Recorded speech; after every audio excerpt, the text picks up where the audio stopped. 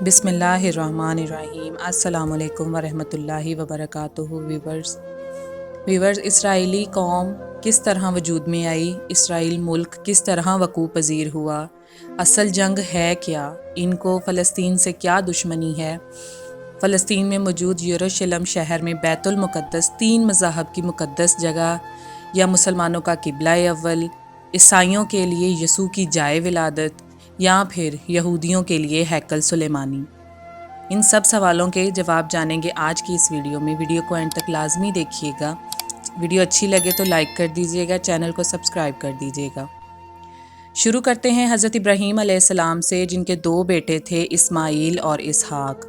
इसहाक अलैहिस्सलाम के बेटे थे हज़रत याकूब। यहीं से कहानी शुरू होती है इसराइल की। इसराइल यानी अल्लाह का बंदा, और ये लक़ब हज़रत याकूब अलैहिस्सलाम को दिया गया। हज़रत यूसुफ़ अलैहिस्सलाम ने जब कफ़ील मिस्र बने तो आपको हुक्म हुआ कि अपने तमाम ख़ानदान यानी आले याकूब को मिस्र बुलाया जाए, और मिस्र की सरज़मीन का एक मख़सूस हिस्सा इनके लिए मुख्तस किया गया। और अल्लाह की तरफ से कहा गया कि ए आले याकूब, इस सरज़मीन में तुम्हारे लिए बरकतें हैं। हज़रत यूसुफ़ अलैहिस्सलाम 12 भाई थे, इसीलिए अल्लाह ताला ने इनके लिए 12 चश्मे जारी किए, और यूं इस सरज़मीन का नाम हज़रत याकूब के लक़ब से इसराइल पड़ गया, जिसे आज यरूशलेम भी कहा जाता है। आपकी नस्ल से कमो बेश 70,000 अंबिया कराम आए। हज़रत यूसुफ़ के भाई यहूदा की नस्ल आगे बढ़ी तो इसमें से आने वाले तमाम बनी इसराइली यहूदी कहलाए। वक्त गुज़रता गया और हज़रत मूसा अलैहिस्सलाम का दौर आया। जब फ़िरऔन ने मिस्र की ज़मीन आप पर तंग की तो बनु इसराइल के साथ आपको मिस्र से निकलना पड़ा। इसी दौरान बनी इसराइल पर अल्लाह ताला की बहुत सी करम नवाजियाँ भी हुईं, जिसमें मनोसलवा, चश्मों की बहुतात, मछलियों का शिकार ज़िक्र कुरान पाक से भी मिलता है। और वहीं हमें एक गाय का जिक्र भी मिलता है, जिसके लोथड़े से मुर्दे ने अल्लाह के हुक्म से ज़िंदा होकर अपने कातिल का बताया था। इसी गाय की निशानियाँ अल्लाह ताला ने कुरान पाक में बयान फरमाई, जो कि एक सुर्ख माइल रंगत की गाय थी, और ऐसी गाय आज भी यहूदियों के नज़दीक मुक़द्दस मानी जाती है। हज़रत मूसा अलैहिस्सलाम के बाद दीगर नबी आए। इसी दौरान में हज़रत मूसा अलैहिस्सलाम और इनके दौर की कुछ बाक़ियात, तौरात, मनोसलवा का कुछ हिस्सा बनी इसराइल ने एक संदूक में महफूज कर लिया। ये अल्लाह की तरफ हज़रत आदम को दिया गया एक ख़ास संदूक था, जो नस्ल दर नस्ल नबियों के पास रहा, जिसे कुरान में ताबूत सकीना के नाम से पुकारा गया है, और ये यहूदियों को अपनी जान से ज़्यादा अजीज़ है। हज़रत दाऊद ने जब जालूत को हराकर इससे ताबूत सकीना हासिल किया तो यूं बनी इसराइल ने इन्हें नबी तस्लीम कर लिया, और हज़रत दाऊद अलैहिस्सलाम इस संदूक की हिफाजत के लिए एक हैकल तमीर करवाना शुरू किया, जो कि इनकी ज़िंदगी में मुकम्मल ना हो सका। इनके बेटे हज़रत सुलेमान अलैहिस्सलाम ने जिन्नों की मदद से इसको मुकम्मल करवाया, और इसी दौरान में आपकी भी वफ़ात हो गई। इसी वजह से इसे हैकल सुलेमानी कहा जाता है। बाद अज़ां बाइबल के बादशाह बख्त नसर ने इसराइल पर हमला किया और हैकल सुलेमानी को भी गिरा दिया, और ताबूत सकीना भी अपने साथ ले गया।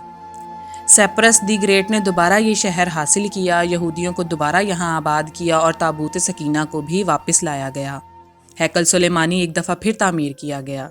फिर वक्त गुजरा और हज़रत ईसा अलैहिस्सलाम की आमद हुई, जिन्हें नाउज़ बिल्ला यहूदियों ने दज्जाल, नाजायज़ और क्या क्या लक़ब दिए।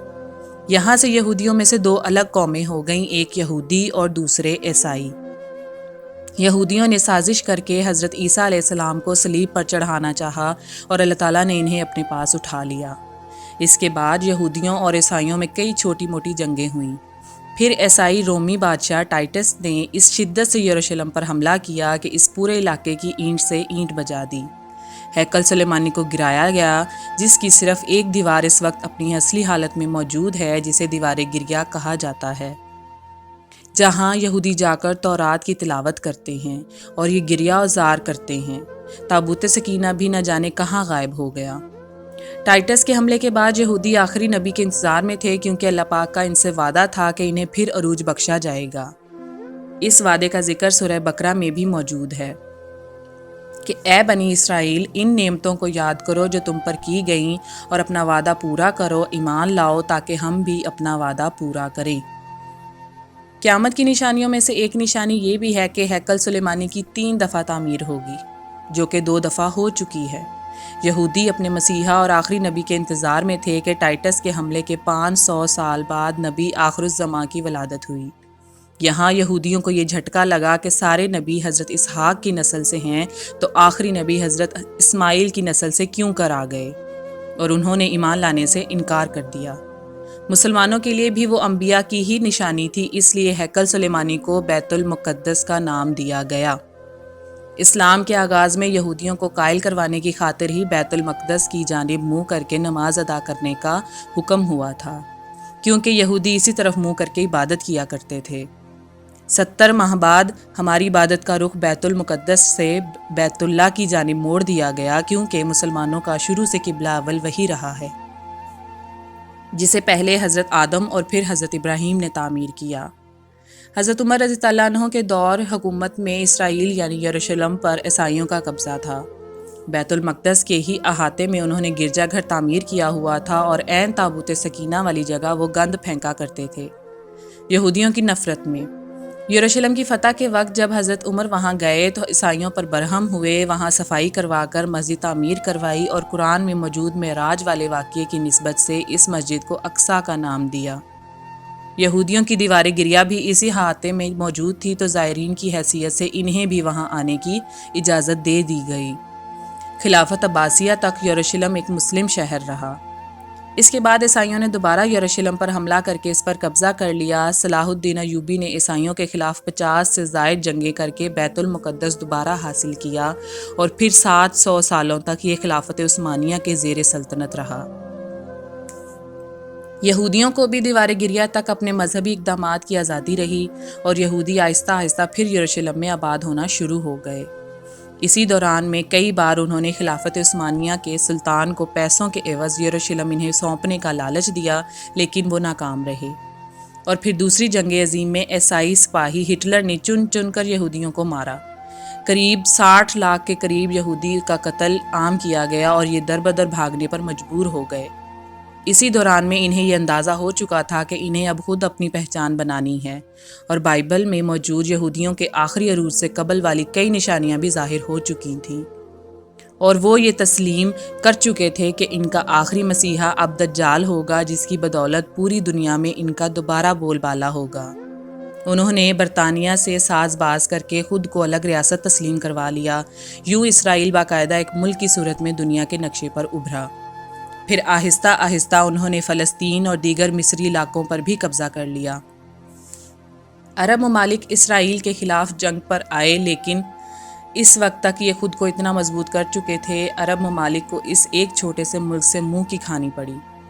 عیسائیوں نے بھی دیکھ لیا کہ اب ان سے لڑ کر کچھ وصول نہیں ہونا، تو باقاعدہ گرجا گھروں میں پادریوں نے تقریبات منعقد کیں اور یہودیوں کے لیے معافی کا اعلان کیا گیا۔ یوں سیاسی اور اقتصادی مفاد پرستی نے 2000 سالوں سے ایک دوسرے کے ازلی اور جانی دشمنوں کو ایک صف پر لا کر کھڑا کر دیا، اور قرآن کی بات بھی سچ ہو گئی کہ یہود اور نصارہ ایک دوسرے کے دوست ہیں۔ یہودیوں کے عقائد کے مطابق وہ ہیکل سلیمانی کی حفاظت نہیں کر پائے تو خود کو قصوروار کہتے ہیں۔ خود کو سزا دینے کے لیے زنجیروں اور چمڑے سے پیٹتے ہیں، اور دیوار گریہ کے پاس آہوزاری کرتے ہیں۔ وہ ایمان رکھتے ہیں تیسری بار انہیں پوری دنیا پر حکمرانی حاصل ہوگی، اس کے لیے انہیں مسجد اقصیٰ کو گرانا ہوگا، جس کی تیاری وہ کر چکے ہیں۔ کب سے مسجد اقصیٰ کے نیچے بارودی سرنگیں بچھا دی گئی ہیں۔ اس کے بعد ہیکل سلیمانی تعمیر کر کے تابوت سکینہ وہاں رکھنا ہے۔ تابوت سکینہ بھی وہ دوبارہ حاصل کر چکے ہیں، لیکن مسئلہ تھا سرخ گائے، کیونکہ ان کے عقیدے کے مطابق وہ ناپاک ہیں، اور جب تک پاک نہیں ہو جاتے ہیکل سلیمانی تعمیر نہیں کر سکتے، اور پاک ہونے کے لیے سرخ گائے کی قربانی دینا ہوگی۔ وہ گائے جس کی نشانیاں قرآن پاک میں بیان کی گئی ہیں، جو اس وقت بھی انہیں ڈھونڈنے میں مشکل ہوئی تھی۔ اب بھی 100 سال تک وہ ویسی گائے کی تلاش کرتے رہے۔ ٹیکنالوجی کا استعمال کرتے ہوئے بچے پیدا کرنے کا کامیاب تجربہ کیا انہوں نے۔ پھر اس تجربے کی بدولت ویسی نشانیوں والی گائے پیدا کرنے کی کوشش کی گئی، لیکن ناکام رہے۔ 2019 میں ایک امریکی ریاست سے 5 عدد ویسی گائیں انہیں مل گئیں، جن کے جسم پر سرخ رنگ کے علاوہ اور کوئی بال نہیں تھا۔ انہیں کبھی کام کے لیے استعمال نہیں کیا گیا تھا۔ اگلی نشانی کہ ان پر کسی بیماری کا اثر نہیں ہونا چاہیے۔ پوری دنیا میں کووڈ پھیلا، कर मुख्तलिफ जानवरों के साथ इन्हें भी टेस्ट किया गया और इन पर इस बीमारी का कोई असर ना हुआ। रेड हेफर फाउंड, ये गूगल में सर्च करके आप इस मुतालिक तफसील से पढ़ सकते हैं। अलगर्ज कर्ब, क़यामत और दज्जाल के ज़हूर वाली तमाम तर तैयारियाँ मुकम्मल कर चुके हैं। अपनी मर्ज़ी के डॉक्टर, इंजीनियर बच्चे पैदा करना, 9D टेक्नोलॉजी की मदद से एक जगह होते हुए कई जगह मौजूद रहना, अपनी मर्ज़ी के मौसम बनाना, जब चाहो बारिश बरसा देना, चंद दिनों में पूरी दुनिया घूम लेना, ये सब दज्जाली निशानियाँ हैं जो आज के दौर में कोई मुश्किल काम नहीं है। हमारे इस्लाम में बताई गई क़यामत की निशानियों की इन्होंने इतने अच्छे से तैयारी कर ली है कि गरकत के दरख्त लगा दिए जो इन्हें पनाह देंगे।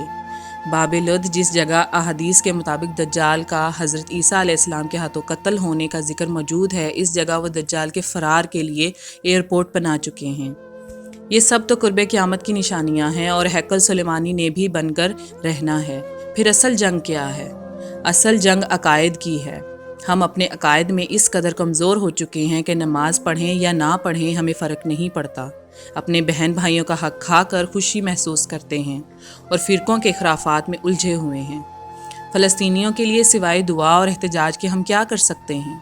क्या हम अपने अकायद के इतने मजबूत हैं कि डॉलर के बहकावे में ना आए? क्या हम यहूदियों के मुकाबले में निकलने वाले खुरासा मुजाहिदीन की लिस्ट में आते हैं या बस सोशल मीडिया के तमाशाई हैं? अगर आज दज्जाल ज़ाहिर हो जाए और तौबा का दरवाज़ा बंद हो जाए तो हमारी आखिरत के लिए क्या तैयारी है? सोचकर जवाब ज़रूर दीजिएगा।